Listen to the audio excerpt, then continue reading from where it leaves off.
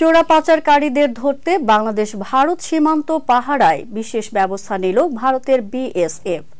বিশেষভাবে প্রশিক্ষিত ২১ বছর বয়সী জার্মান ম্যালিনোইস প্রজাতির জার্মান শেফার্ড এর বার থেকে পাহারা দেবে ভারতের নদিয়া ও উত্তর ২৪ পরগনার ভারত বাংলাদেশ সীমান্তে। বিএসএফ এর দাবি, জার্মান শেফার্ড দেখভালের জন্য আনা হয়েছে বিশেষ প্রশিক্ষককেও। এছাড়াও জিরো লাইন্সে যাওয়ার জন্য বাধ্যতামূলক করা হচ্ছে ফিঙ্গার প্রিন্টিং ও বায়োমেট্রিক ব্যবস্থা।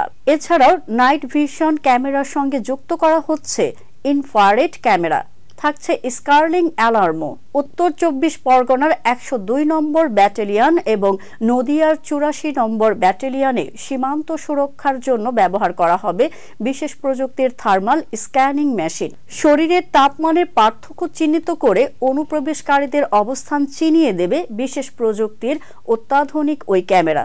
ভারত বাংলাদেশ সীমান্তের প্রায় ৬০ কিলোমিটার এলাকায় এই ব্যবস্থা বলবৎ করছে বিএসএফ। বিএসএফ এর ডিআইজি দক্ষিণবঙ্গ এন.কে. পান্ডে বলেন, সীমান্তের প্রতিরক্ষা ব্যবস্থা জোরদার করতে অনেক অত্যাধুনিক প্রযুক্তি ব্যবহার করা হচ্ছে। কাঁটাতারবিহীন এলাকাগুলোতে নজরদারি জোরদার করতে প্রশিক্ষিত কুকুর ব্যবহার করা হবে। বিএসএফ এর আরও দাবি, hand hold thermal imaging system সীমান্তে অবাঞ্ছিত গতিবিধিও চিহ্নিত করবে।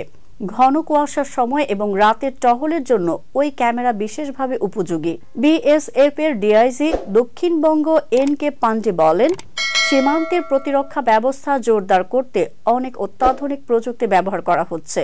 কাঁটাতারবিহীন এলাকাগুলোতে নজরদারি জোরদার করতে প্রশিক্ষিত কুকুর ব্যবহার করা হবে।